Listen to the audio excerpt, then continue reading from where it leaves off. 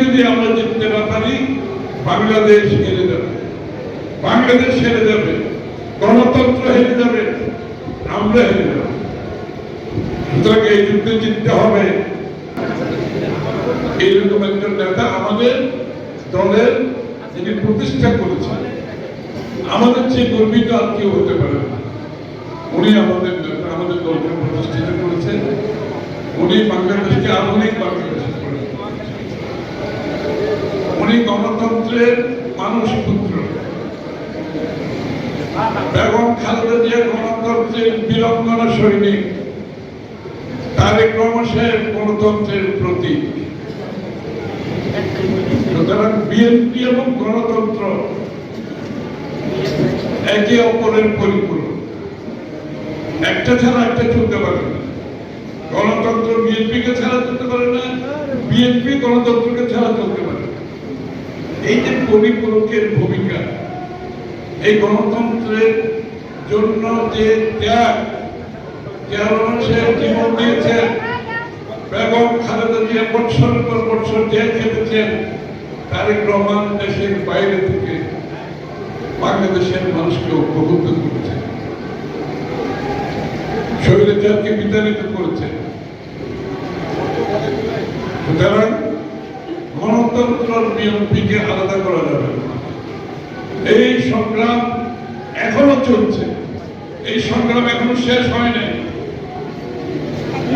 এখনো কিন্তু আমরা গণতন্ত্রের সংগ্রামী জনাব তারেক রহমানের নেতৃত্বে চলছে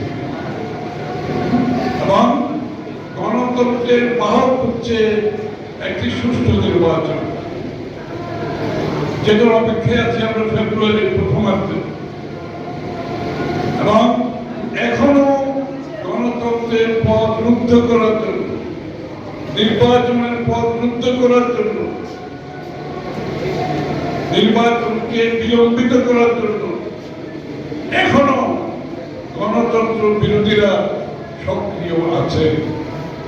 এটা ভুললে চলবে না।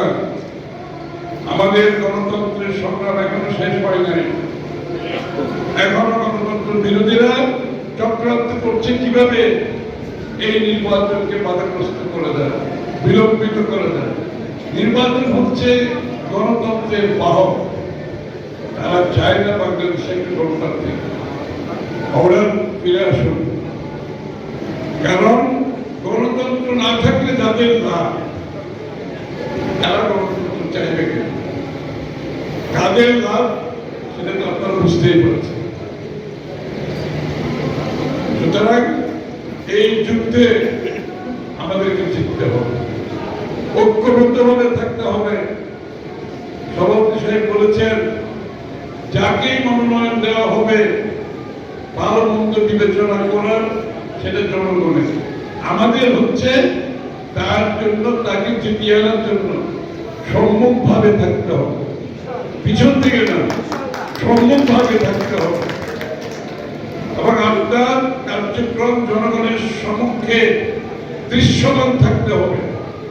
এটা হচ্ছে শহীদ জিয়ার সৈনিকের কাজ, এটা হচ্ছে বেগম খালেদা জিয়ার সৈনিকের কাজ, এটা হচ্ছে তারেক রহমানের সৈনিকের কাজ। এই যুদ্ধ যদি আমরা জিততে না পারি বাংলাদেশ হেরে যাবে, বাংলাদেশ হেরে যাবে, গণতন্ত্র হেরে যাবে, আমরা হেরে যাব। সুতরাং এই যুদ্ধে জিততে হবে। আমি বেশি বক্তব্য রাখবো না। ওই 7ই নভেম্বরের চেতনায় আবার যুদ্ধে জিততে হবে। 7ই নভেম্বরের চেতনায় যেভাবে জাতিকে ঐক্যবদ্ধভাবে শহীদ প্রেসিডেন্ট জিয়া রহমান সাহেবকে মুক্ত করেছিল, ওই চেতনায় আমাদেরকে বাংলাদেশকে মুক্ত করতে হবে, গণতন্ত্র ফিরিয়ে আনতে হবে। 7ই নভেম্বর স্পিরিটে আমাদেরকে এই যুদ্ধে জয় করতে হবে।